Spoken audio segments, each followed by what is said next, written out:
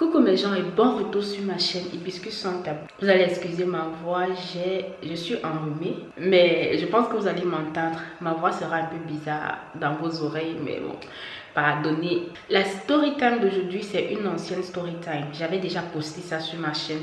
Pour les anciens abonnés, ils vont reconnaître la story time. J'ai supprimé certaines de mes vidéos pour les nouveaux. Je pense que je vais reposter une série de mes anciennes story time. Pour ceux qui me posent les questions, je suis obligée de refaire certaines story time quoi. Suite à ma dernière vidéo concernant le crédit, mes 4000 € de dette que j'ai eu en Allemagne, j'ai reçu beaucoup de questions concernant comment j'ai fait avec la lettre jaune. Ça c'est ça. Comment j'ai fait, comment je m'en suis sortie avec la lettre de rapatriement. Et aujourd'hui, donc, je vais faire la story. Et dans cette vidéo, donc, je vais expliquer, mais je vais rentrer au tout début de mon arrivée ici en Allemagne pour que vous puissiez comprendre comment c'est difficile de trouver sa voie. Donc, le début de la vidéo sera un peu long. Si ça ne vous intéresse pas, si vous voulez aller tout droit sur comment j'ai fait pour m'en sortir avec la lettre de rapatriement, vous pouvez skipper. Mais je ne vous conseille pas de skipper. Je vous conseille d'écouter la vidéo en entier. La lettre jaune en tant que telle, ce n'est pas jaune. Je pense que c'est l'enveloppe qui est jaune, ce qui signifie danger. Mais la lettre, elle n'est pas jaune. Vous voyez, c'est le papier format. Le format est blanc. C'est deux formats comme ça. Là. Je ne sais pas si d'autres personnes reçoivent plus de 2 formats, mais c'est ça. C'est le service d'immigration qui t'envoie ça pour te dire que tu as quelques temps pour quitter le territoire allemand. Soit tu cherches d'autres solutions. Si tu n'as pas d'autres solutions, tu quittes le territoire allemand. J'ai eu mon bac à 17 ans. J'ai eu mon bac à 17 ans et je voulais... Ma passion, c'est le chant. Ma passion, c'est la musique. Tu sais que quand tu as ton bac en Afrique, tu peux maintenant faire tout ce que tu veux. Parce que là, ça te donne la permission d'aller poursuivre ton rêve, de faire ce que tu veux. Donc, j'ai eu mon bac. Et ce que je voulais dans ma tête, tout ce que je voulais, c'est Je rêvais être comme Charlotte Panda, les stars. Là. Ça, c'est tout moi là-bas, le showbiz.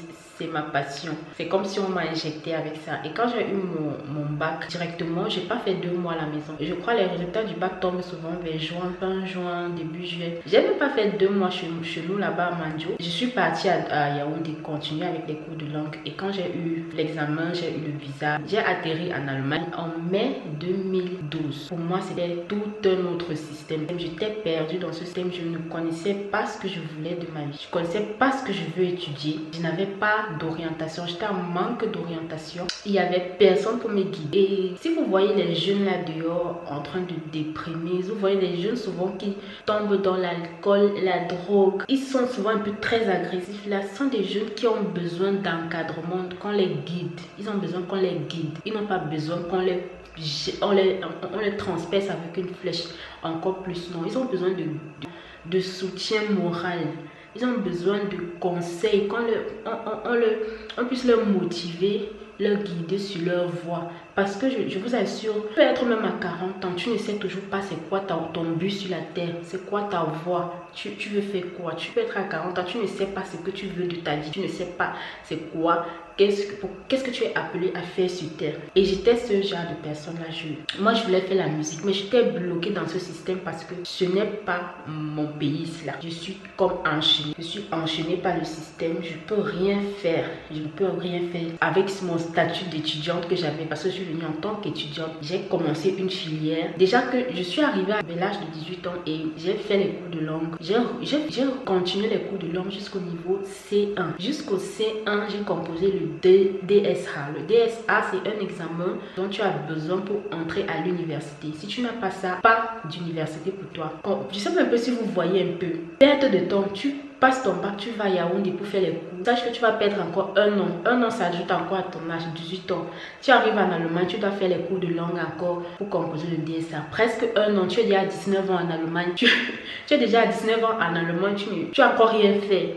Donc, le DSA aussi m'a menacé. Ça m'a beaucoup menacé pour avoir. J'ai eu, à la 3e tentative, je l'ai eu à Heidelberg. J'étais déjà à 19 ans. Je vois les choses ne font qu'avancer tellement vite. C'est comme si quand tu fermes les yeux, tu fermes les yeux, tu les après réouvre, tu as l'impression que le temps est passé, tu ne vois vraiment pas ce que tu as fait de ta vie. Je déprimais.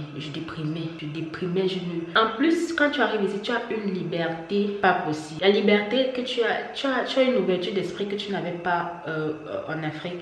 Tu as une liberté de penser, une liberté de faire des choses. En fait, tu as ton libre arbitre. Il n'y a pas quelqu'un qui va t'interdire de faire quoi que ce soit. Internet est à ta portée, à ta merci. Tu vas même dans les gares, tu as Internet, tu peux te connecter avec ton téléphone, tu surfes. Donc, tu es vraiment plongé dans la distraction, le divertissement. Et mon monde à moi, c'était ça en fait. Le divertissement, le showbiz. Que pour moi, dans ma tête, je ne voulais pas faire l'école. Les études, c'était pas pour moi. Je venais en Allemagne percer dans le showbiz, percer dans le mannequinat. Les études, j'ai jamais aimé les études. Il n'y avait personne pour me guider, pour me dire que bon, avec les matières où tu as plus de points, où tu es plus forte dans certaines matières, tu peux étudier tel machin, tu peux faire telles études, tu peux faire telle filière. Il n'y avait pas quelqu'un pour me guider comme ça. Tu entends seulement les gens dire, on va juste te dire, ok, si tu étudies la filière C, demain tu vas pas trouver le travail, ça sera difficile. Les filières un peu littéraires là, c'est difficile pour les Ausländer, les étrangers de trouver le travail après. Prends plutôt une filière technique où tu n'es même pas forte en fait, où il y a tellement de calculs, tellement de ceci, mais on t'envoie là-bas, on te dit va étudier ça parce que tout le monde fait ça et on sait que tout le monde va trouver le travail après ça parce que voilà, on demande beaucoup, il y a une forte demande en main d'œuvre dans la technique par rapport à la littérature. Un truc vraiment que j'étais trop conne, j'étais vraiment conne pour écouter ça. J'aurais dû en fait faire une filière dans laquelle je me sens plus à l'aise. En littérature, il y avait social, machin, social Arbeit, il y avait encore quelle filière là, j'ai tout oublié ces filières, ces filières universitaires, mais il y avait plein de filières littéraires là-bas que très peu de Noirs faisaient, mais c'était faisable en fait. Ça fait en sorte que tu puisses finir vite ton école, tes études et après tu te concentres, ça te prend peut-être 3 ans, tu te concentres après à chercher le travail, tu te donnes à fond pour chercher le travail parce qu'on ne sait jamais. C'est pas parce qu'on a dit que c'est difficile pour un noir après de trouver le travail que ça sera difficile pour toi. Tu dois juste t'affirmer. Tu ne connais pas en fait ton chemin, ce qui est destiné pour toi. Mais j'ai couru, je suis allée faire la technique, ça m'a pris le temps. Déjà que j'ai pris une année sabbatique pour bosser. Imaginez-vous un peu, tu arrives en Allemagne, tu plonges directement dans le monde du travail. Un monde vraiment que tu n'as jamais travaillé au pays dans ta vie. Le monde du travail, c'est pour toi, tu ne connais pas. Il y a le Nachschicht, le Frühschicht, le Spätschicht. Tu n'es plus concentré, tu n'arrives pas à joindre les deux bouts, tu souffres des problèmes. J'ai dit, ma tête allait exploser. C'est comme si le ciel s'écroulait sur moi en fait. Je ne comprenais pas ça. J'arrivais pas à me concentrer sur les études à cause de ça, le manque d'argent ici. Et je vous dis aussi, je vous rappelle aussi que la personne chez qui je vivais à l'époque m'avait mis à la porte. Il m'avait mis à la porte parce que je ne pouvais pas payer le loyer. Je ne travaillais pas, je n'avais pas de papier. Il me manquait un truc, un document. Quand j'allais prolonger mon visa, il me manquait un petit document que l'agence de l'immigration me demandait. Je ne savais pas c'est quel document. Je vais fouiller, c'est pas ça. J'ai pas fait le compte au Auszug dans mes prélèvements bancaires. Je suis pas avec. Il dit ce n'est pas ça. On veut le document que on t'avait envoyé par email quand tu étais encore au Cameroun pour montrer que tu as un compte bloqué. Je viens fouiller, je ne vois pas. J'ai fait, je crois combien d'années. J'ai fait presque 2 ans en Allemagne sans papier. Je ne travaillais pas. Donc la personne m'a mis à la porte et heureusement il y a une fille qui m'a hébergée chez elle et tout. Ça c'est une petite parenthèse. Donc j'avais tous les problèmes du monde. Donc 1 an au pays, 1 an à faire les cours de langue. J'ai pris 1 an, année sabbatique, donc presque 3 ans.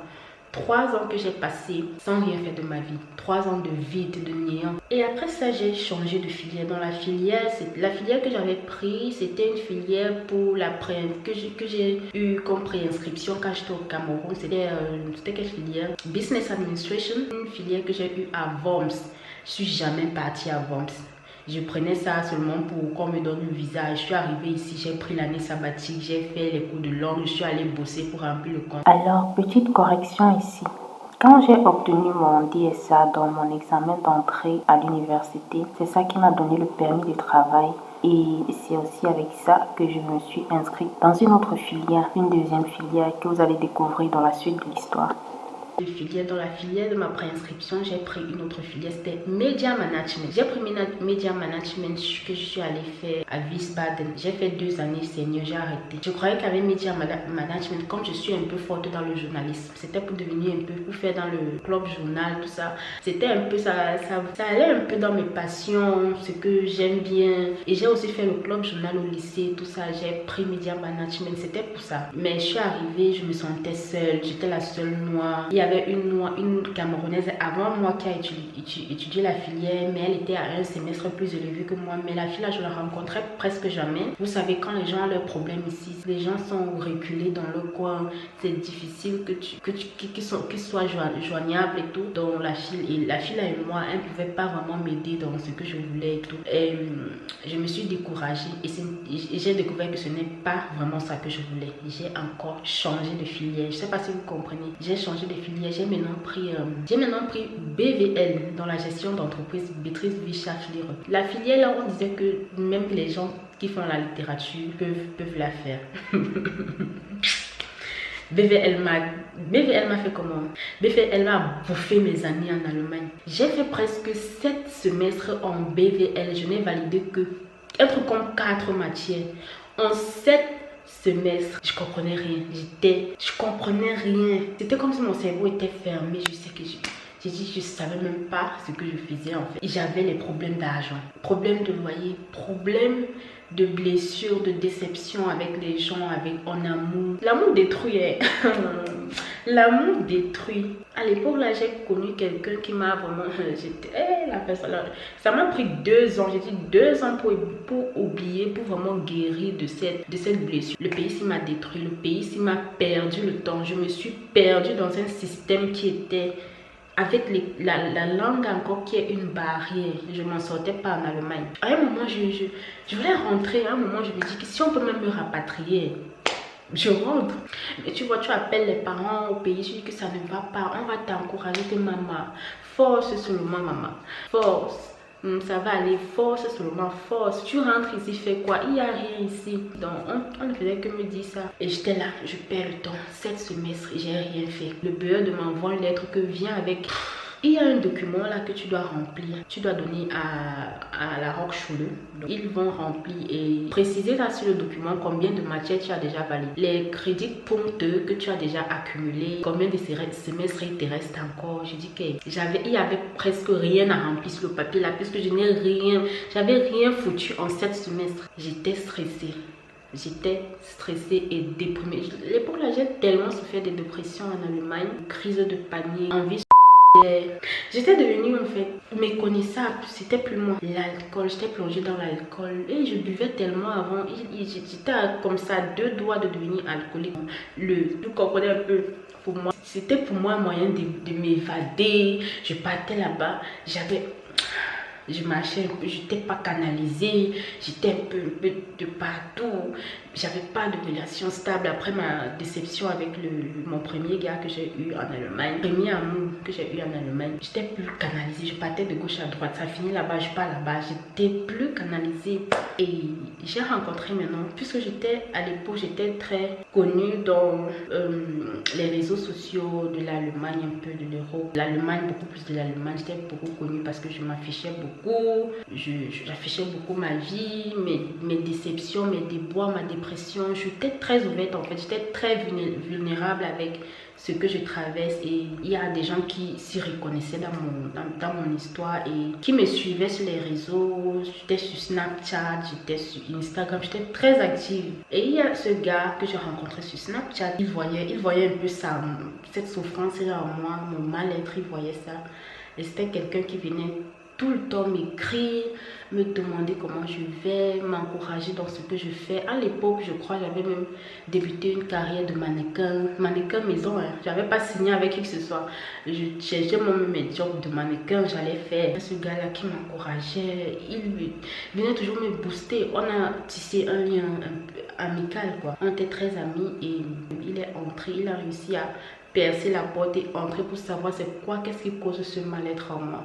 Et je me suis ouverte à lui, je lui ai expliqué que voilà, ça ne va pas. Je suis en Allemagne depuis des années, je sais pas ce que je fais, je tourne en rond, autour de moi les choses avancent, tout avance, mais moi je suis bloquée ici comme si on m'avait enfermée dans une petite cage, je ne peux pas sortir. Et j'ai l'impression que ce que je fais, ce n'est pas ce que j'aime faire. Comme vous le savez, moi j'aime faire ce que mon cœur désire, c'est de faire ce que j'aime, c'est-à-dire ma musique, mon showbiz, mes trucs, c'est ça que j'aime. Et je me sens enfermée dans ce système-là, je ne me sens pas à ma place dans cette société, je n'ai pas encore trouvé ma place dans cette société. Et bientôt, le bureau de m'attend bientôt, dans 6 mois. J'ai rendez-vous au bureau de dans 6 mois avec le document qui doit prouver que j'ai fait il y a combien d'années. Est-ce que j'ai déjà j'ai déjà eu tous les crédits points qu'il demandait. Il m'a dit, attends, tu ne connais pas le Ausbildung, la formation.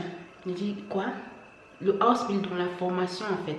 Tu peux faire la formation si tu veux, tu peux changer le statut, tu fais la formation. Je lui dis que non, mais la formation c'est pas pour les étrangers, c'est pour les Allemands. Il dit que non, depuis 2000, combien là? Depuis des années, depuis 2015-2014, les étrangers sont aussi capables de faire une formation, tu ne savais pas. C'est comme si en fait Dieu avait envoyé cette personne. Parce que la formation a été la meilleure alternative pour moi. Je vais jamais cesser de le dire, la formation était la meilleure alternative pour moi. Je lui ai dit que mais maintenant je savais pas. Il dit non, si tu peux faire la formation, attends, je vais t'envoyer les liens de formation que tu peux faire. Il me demande je suis forte dans quelle matière, j'aime bien les trucs comme quoi. Il me dit même que laisse, je sais le Jacques qui va passer avec toi. Il m'envoie les liens de formation en hôtellerie, formation pour vendre dans les boutiques en ligne. Il dit que ça va bien passer avec toi. Ça, c'est un ange que Dieu a mis sur mon chemin parce que on dit souvent, les rencontres que tu fais, c'est pas au hasard. En fait, ce n'est pas au hasard. Cette personne, je vais jamais cesser de lui dire même, parce que nous sommes toujours en contact, on cause de temps en temps. Tu as été vraiment, tu as été un révélateur pour moi. Je vais jamais cesser de te remercier parce que il y a des gens qui ont ce genre d'informations ici en Allemagne, les tuyaux comme ça. Personne ne va dire. Ceux qui sont ignorants, je dis, personne ne va venir te donner des informations comme ça, des tuyaux comme ça là. Personne. Parce que dans mon université, à la Roche où j'étais, il y avait déjà des filles qui faisaient ça. Un temps de mouvement, il y a des filles qui venaient à l'école. Un temps de mouvement, tu les vois plus. Tu dis qu'elles sont passées où? Tu entends seulement qu'elles font autre chose là. Parce qu'elles étaient allées faire le flegge. C'était un truc qui était populaire depuis 2015, 2014. 2015 même. Et personne ne venait. C'était des trucs cachés, des informations cachées que elles ne voulaient pas en fait dire ce qu'elles font vraiment. Elles ne voulaient pas dire que c'est la formation qu'elles font. Je sais pas si c'était par honte aussi, je sais pas. Mais ce genre d'information, je dis, tu ne pouvais pas l'entendre de la bouche d'un Camerounais. On va te cacher. Quand les frères Camerounais ont une information qui peut aider des gens, ils vont cacher. Ce sera seulement pour lui, sa famille. Le reste là, il s'en fout. Donc il m'envoie des formations, je postule. J'avais l'intervalle de 6 mois pour trouver une formation, aller changer mon statut et retrouver un statut plus stable. J'avais seulement 6 mois. En 6 mois, j'ai changé, j'ai cherché, il m'envoie les liens, je postule. J'ai postulé partout dans toutes les formations, pas seulement en hôtellerie. Je dis bien dans toutes les formations. J'ai seulement eu la chance qu'on m'accepte en hôtellerie. J'ai seulement eu la chance. Sinon moi, j'étais même prête à aller faire ce que vous, les vendeurs, chez Aldi, la font là. Einzelhandel im Kaufland, les vendeurs dans le détail. Et voilà, j'ai dit Dieu merci. Quand j'ai eu la place en formation, j'étais toujours immatriculée à l'université. Je ne me suis pas immatriculée. C'est donc quand je suis allée changer, j'ai pris un rendez-vous. J'ai pris un rendez-vous pour changer de statut. Donc j'avais déjà un rendez-vous avec le bureau, vous comprenez un peu. Mais j'ai pris un autre rendez-vous pour un changement de statut. Parce que le rendez-vous que j'avais avec eux n'avait rien à voir avec changement de statut ou quoi que ce soit, non. Et ils m'ont accordé un rendez-vous, je suis allée là-bas, j'ai présenté mon contrat de formation et c'est là où ils m'ont demandé maintenant si je suis déjà exmatriculée. Ils m'ont demandé maintenant l'exmatriculation. C'est où j'ai maintenant appelé l'université pour demander qu'ils m'exmatriculent et on m'a envoyé l'exmatriculation de Shanigo. J'ai pris ça, je suis allée changer mon statut. On a changé mon statut, je suis quittée d'étudiante à apprentie. Donc j'étais maintenant dans mon statut, on m'a tapé 3 ans. Quand j'ai eu ça, j'ai soufflé. C'était comme si mes problèmes étaient terminés pour de bon. Dès que la date est arrivée, j'ai commencé donc à travailler dans cet hôtel-là. Je me sentais pas à l'aise. Il y avait une maman qui était trop stricte. Et aussi, c'était trop éloigné de la maison. Je devais payer le taxi chaque fois. Si je dois commencer très tôt. Parce que les bus là-bas, parce que Kesterbach, c'est un petit village à côté de Francfort. Et dès que je dois commencer très tôt, il n'y a pas le bus qui passe. Je suis obligée de prendre le taxi. Dès que je finis tard, il n'y a plus de bus qui passe. Je prends le taxi. Je gagnais pas assez, mais je dépensais pour ça, le taxi. Et aussi, sans compter mon ticket de transport. Je me suis pas sentie à l'aise. Et à chaque fois que je partais au boulot, je partais avec un cœur vraiment un cœur lourd à cause de ma collègue là qui me menait un peu la vie difficile. Elle était trop... Elle me mettait pas, je me sentais pas à l'aise en fait. Dans une entreprise, quand tu travailles, le climat dans une entreprise doit être agréable pour le travailleur, pour l'employé. Si c'est pas le cas, ça ne vaut pas la peine. C'était pas agréable pour moi et d'un coup de tête, j'ai dit mais déjà que je me levais très tôt, à 4h30, j'étais déjà en route pour aller travailler. Seigneur, la formation n'est pas facile. Et j'avais l'impression qu'on me prenait comme une esclave. Tu travailles plus, tu gagnes moins. Tu travailles même plus que les employés fixes, mais tu gagnes peu. Donc on t'exploite. Souvent on te laisse seul dans l'entreprise, à l'hôtel. Elle rentre plus tôt. Toi, tu restes là, tu fais même les heures supplémentaires. On va dire que non, tu es là, tu es Atsubi, tu es apprenti, tu dois rester là-bas et tout. Je trouvais que c'était de l'exploitation. C'était vraiment pas ce à quoi je m'attendais de la formation. Ça m'a déçue. J'ai démissionné. La déprime, c'était aussi mélangé à la déprime. Parce que la dépression peut te faire des trucs. Hein. J'ai supprimé mes vidéos sur YouTube. C'est la dépression. La dépression, d'un coup de tête, tu te lèves, tu veux prendre un truc, tu bois. Parce que tu agis, c'est comme si c'était pas toi, c'était comme si tu étais manipulé en fait. Le pire, c'est que quand j'ai démissionné, je n'ai pas prévenu le service d'immigration, l'immigration. J'étais juste là, je voulais moi seulement travailler une fois. Je me suis dit, mais au lieu de faire la formation sur un truc comme ça, serveuse, on va aller me former, que j'aille servir des gens. J'ai pas besoin de diplôme pour ça. C'est ce que je me disais, que je n'ai pas besoin de diplôme pour ça. C'est pas mieux, je vais trouver un travail pour... En plus, moi, comme je dis, je voulais seulement avoir le travail, je voulais seulement avoir mon argent pour investir dans mes passions. Vous voyez un peu, j'avais besoin d'argent pour investir dans mes passions. C'est pourquoi j'ai démissionné aussi. Pour travailler une fois, que moi je vais être travailleuse au lieu d'aller faire 3 ans en formation. C'est une perte de temps parce que moi, comme je vous dis, le jeune a besoin d'encadrement. Quand tu restes, tu vois autour de toi, les choses avancent trop vite. Tu as toujours l'impression qu'avec tes rêves, c'est comme si tu ne vas jamais arriver. C'est comme si tu ne vas jamais réaliser tes rêves. Le temps passe trop vite. Tu veux réaliser ça. Là, Zofort, tout de suite, tu veux que ton rêve se réalise, tu veux faire tes projets et tout. C'était ça dans ma tête. Quand j'ai démissionné comme ça, je suis allée à l'agence du travail me signaler en fait que comme chômeuse. Voilà, c'était tout ce que j'ai fait. Je suis pas allée voir l'agence de l'immigration. C'était l'erreur en fait. Quand tu démissionnes, tu vas directement au service de l'immigration pour dire que tu n'es plus employé dans telle entreprise, l'entreprise où tu étais employé. Au moins signaler. Et pendant ce temps, je cherchais le travail. Je cherchais un emploi fixe, un emploi en tant que travailleuse en fait. Et puis j'ai trouvé un contrat fixe dans Holiday Inn. Holiday Inn, c'était dans un hôtel. Le monsieur, il hésitait même pour m'employer parce qu'il me demandait est-ce que j'ai la permission, le permis de travail. Je lui ai dit que non, j'ai pas le permis de travail, mais avec ce contrat, je peux aller voir le service de l'immigration et il me donne ce permis de travail là pour travailler en tant qu'employé chez vous et tout. Il dit que ok, je te fais confiance, mais tu n'as pas d'expérience. Tu as fait seulement 6 mois en formation. Est-ce que tu peux vraiment, parce qu'il y a d'autres apprentis qui vont venir, tu devrais, c'est toi qui dois aussi les former, tu dois former ces apprentis là. Est-ce que tu peux?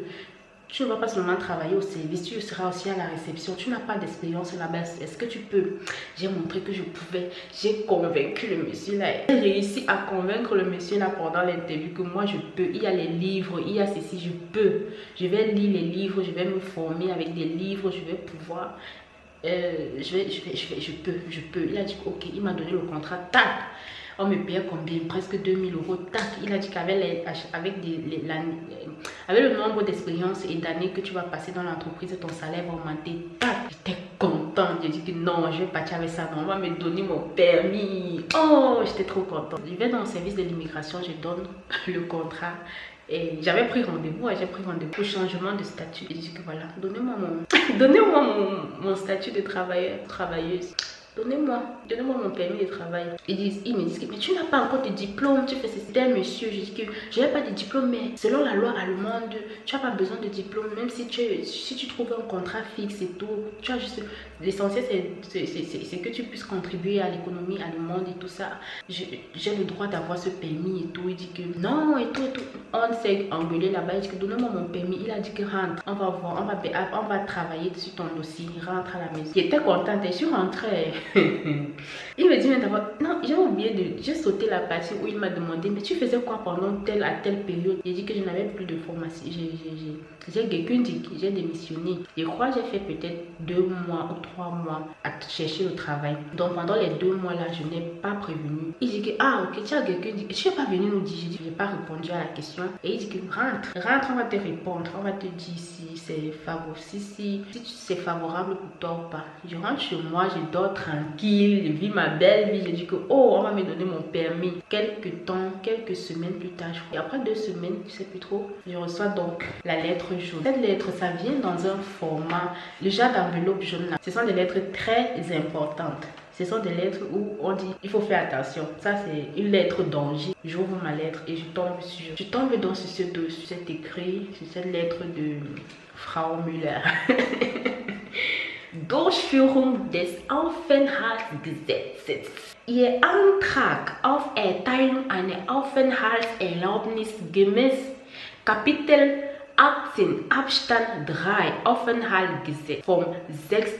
Juni 2018. C'est en juin que j'ai fait la demande, en juin 2018, le 6 juin 2018. Il me disait il retrace mon parcours, les premiers paragraphes. Non. Il retrace tout mon parcours en Allemagne. Vous êtes arrivé ici en Allemagne le 29 mai 2012 avec un visa étudiant. Avant d'étudier, vous avez fait les cours de langue. J'ai dit que mais est-ce que tout ça là est nécessaire? Vous êtes alors obligé de me rappeler ça. Le 9 novembre 2012, on vous a donné un premier titre de séjour qui était prolongeable jusqu'au 24 novembre 2016. Bon, en fait, ils ont retracé tout mon parcours, tout ce qu'ils ont fait. Ils ont déjà tous les titres de séjour qu'ils m'ont déjà donné et tout. Tout ça, le 29 novembre, vous avez encore demandé un autre. 29 novembre 2017. C'est en 2017 que j'ai commencé ma formation en hôtellerie. Le 29 novembre 2017, vous avez encore demandé un autre titre de séjour pour faire la formation à l'hôtel tel. On a changé votre statut et on vous a permis de travailler du 1er janvier 2018 et votre titre de séjour devait aller jusqu'au 31 décembre 2020. Mit Antrag vom 6. Juni 2018 beantragten Sie nunmehr, donc plusieurs fois, die Erteilung einer Aufenthaltserlaubnis zur Arbeitsaufnahme als Food and Beverage Hostess im Holiday Inn Express Frankfurt Airport in Hohenheim. Il me rappelle maintenant qu'ils ont fait des recherches et ils ont découvert que j'ai démissionné depuis le 13 avril 2018. Avril, mai, juin, comme je vous dis, j'ai fait 3 mois, je ne les ai pas prévenus. Voilà, pourquoi j'ai fait ça sans les prévenir. Es ist daher festzustellen, dass seit dem 16. April 2018 kein Ausbildungsverhältnis mehr besteht. Donc, ils me disent que depuis le 16 avril, je n'ai plus de papier, je ne fais plus de formation. Deuxième page, le paragraphe qui suit. Attends, mon titre de séjour allait jusqu'au 31 décembre 2020. Ils disent donc, je vais donc vous réduire votre titre de séjour qui allait jusqu'au 31 décembre 2020. Je vais donc le réduire. Et gleichzeitig donc, en même temps, je refuse donc de vous donner le titre de séjour que vous avez demandé pour être employé. Je refuse de vous le donner. Du coup, je vous avais jusqu'au 6 août 2018 pour quitter le territoire allemand. On était quand? Il m'a envoyé la lettre, c'est que le 6 juin, j'ai reçu la lettre et j'avais jusqu'au 6 août 2018 pour quitter le territoire allemand. Quand j'ai vu le paragraphe, je n'ai même pas voulu lire le dernier paragraphe. J'ai mis la main sur la tête que Seigneur, c'est quoi ça? C'est quoi ça? Je m'attendais pas à ce genre de nouvelles. J'ai du coup pris mon téléphone, j'ai appelé partout. J'appelle d'abord ma tante. Je commence à pleurer. Je viens de recevoir le mail. On dit qu'on veut me rapatrier. On veut me rapatrier. J'appelle, mais je viens d'appeler ma tante. Elle dit calme-toi. Je viens d'appeler ma tante. J'appelle mon grand frère, j'explique. Je viens de recevoir la lettre du Méradéo. Il me demande de rentrer que jusqu'au 6 août 2018. Je rentre. Est-ce que j'ai même encore mangé le jour-là? Je n'ai pu manger. J'ai dormi. Non, je n'ai pas dormi. Et c'est la période là où je souffrais de densité. C'est la période là où mon anxiété a pris le dessus. Le dernier paragraphe, ce qui me plaît en Allemagne, quand on veut te donner une deuxième chance, on te guide. Le dernier paragraphe, il me dit juste d'amener une preuve, d'amener des preuves qui peuvent me faire rester ou qui peuvent faire en sorte qu'ils changent d'avis, qui me remettent mon titre de séjour. La preuve pour eux là, c'est déjà, tu es marié, si tu es marié en allemand, si tu as un enfant allemand, si tu as... Bon, après ça, je me suis prise une avocate parce que c'était une femme. Je suis allée chez une avocate avec la lettre. Elle a fait ce qu'elle pouvait, elle n'a pas fait grand chose. Parce que quand elle faisait là, elle était seulement en train de ralentir le processus en fait. Elle va faire les preuves, elle va donner des preuves du genre. Mais notre cliente est en Allemagne depuis telle date, elle participe à l'économie allemande et selon le paragraphe en fait elle essayait juste de ralentir le processus mais elle ne pouvait presque rien faire. Il fallait vraiment que je vienne avec ce qu'ils ont demandé là, soit un mariage blanc, soit un bébé allemand, soit. Je me suis lancée dans les sites de rencontres. Je voulais seulement rencontrer les sugar daddy allemands. Je voulais seulement rencontrer les hommes allemands riches qui peuvent me sortir de la situation. J'ai dit, j'étais devenue folle. J'entendais des conseils du genre, si tu as un gars allemand, quand vous serez en train de faire l'amour, non, pèse le préservatif, tu tombes enceinte de lui. Comme ça, tu auras son enfant, on ne va pas te faire partie. En fait, j'avais des conseils un peu de gauche à droite, j'étais perdue, j'étais éparpillée. Je crois que c'est mon grand frère qui m'appelle. Il dit, quand je lis la lettre, si les gens sont en train de te dire qu'ils sont énervés parce que tu as quitté ton lieu de service, rentre où tu étais là, tu vas voir. Il dit que tu es sûr. Je lui demande, il dit que quand je lis en fait, ce que je comprends, c'est qu'ils veulent que tu retournes là-bas. Il dit mais comment ça? Il dit que rentre, appelle ton ancien ambassade où tu as vécu, tu lui expliques la situation et tu vois s'il va te redonner. Tu vois s'ils vont te redonner le contrat. Et j'avais un employeur j'ai dit, le jour où l'employeur a démissionné, tout le monde a pleuré dans l'entreprise. Il était quelqu'un au grand cœur. C'est lui qui m'a donné une chance à avoir un contrat en hôtellerie. C'était un monsieur au grand cœur, vraiment. Je lui ai écrit donc. Parce que avant, j'étais très timide et j'arrivais pas à parler au téléphone avec mon employeur. Je lui écrivais toujours par email. Il m'a juste demandé si je suis timide pour parler au téléphone. Que au téléphone, là, c'est plus rapide. Mais je constate que tu n'aimes pas ça. Tu aimes plus parler par écrit. J'ai dit que je suis plus à l'aise quand j'écris. Je lui ai écrit un mail. J'ai fait un mail long comme ça. J'ai pleuré. J'ai expliqué. Please head that house. Je peux dire son nom parce que il est partout c'est un directeur d'hôtel donc son nom est sur internet. C'est pas comme si c'était privé. Je suis pris. Je dis head that house. Voici la lettre que j'ai reçue du bureau. On veut me renvoyer chez moi. Donnez-moi une seconde chance. Dans votre hôtel et tout, je vais m'améliorer. Je crois c'est le même jour, le lendemain, il m'a répondu positivement. Il m'a dit, pas de souci, je ne veux pas non plus qu'on te renvoie chez toi. D'accord, j'ai compris. Qu'est-ce que je dois faire?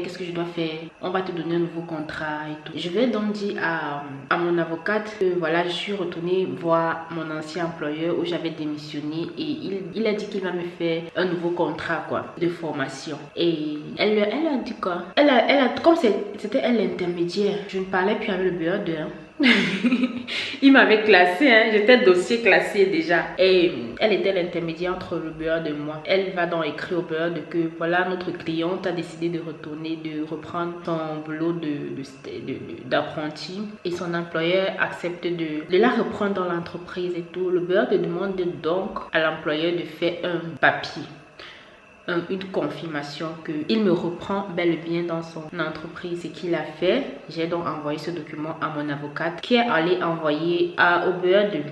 Quelques jours plus tard, ils ont donc répondu pour dire que ok, d'accord, comme votre client a repris son travail, on va lui remettre son titre de séjour. Seigneur, j'ai fait le signe de croix, annoncer la bonne nouvelle à tous. Je pense que ça a quand même pris du temps. Et voilà, quand j'ai retrouvé mon titre de séjour, j'ai dit ok, c'est que je veux maintenant, je peux pas l'avoir maintenant, je peux pas avoir ma carrière que je décide maintenant, je ne peux pas faire ce que je veux sans ce que les Allemands sont en train de me demander. Les Allemands sont en train de me demander en fait un diplôme ou une situation stable, fixe. Ils veulent que je finisse mon école, ils veulent que je me concentre sur l'essentiel. Ici, l'essentiel, c'est vraiment le kaolo. L'essentiel, c'est d'avoir le kaolo. Le kaolo, en fait, ce sont ces papiers, c'est être stable. Avoir un titre de séjour qui n'est plus lié soit aux études, soit à la formation. C'est l'essentiel en Allemagne. Il dit que tu vas vivre, tu vas faire vivre tes rêves et tout ça. C'est ce qu'il faut. S'il n'y a pas ça, tu rentres chez toi. Et dès que j'ai compris ça, j'ai dit voilà, tout ce qui va arriver. Les choses arrivent à leur temps. Et il ne faut pas forcer. Si on se retrouve dans certaines situations, c'est que ça devait être comme ça. Il n'est pas trop tard de réaliser ses rêves. Je suis venue en Allemagne. Il faut que je termine ce que j'ai à faire. Mon objectif, que je puisse avoir mes papiers et débuter ma carrière. Mais j'ai dit que je vais me concentrer.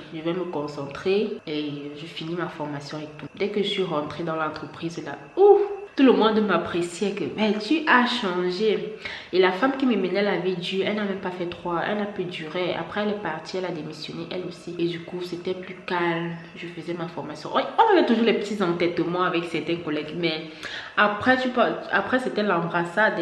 Donc on s'aimait tellement dans l'entreprise. J'ai dit que je vais jamais avoir les collègues que j'ai eu dans l'entreprise là où j'ai travaillé. Je vais jamais avoir les collègues comme ça. C'est un peu comme entre frères et sœurs. Il y a les moments de tiraillement, après vous vous réconciliez, c'est un peu comme ça. Donc voilà, je me suis concentrée et tout. Et pendant ce temps aussi, j'ai aussi commencé à faire ma musique à côté quoi. En faisant ma formation, je faisais ma musique à côté. C'était pas comme si je pouvais toujours faire ma musique à côté. C'était pas comme si j'allais abandonner.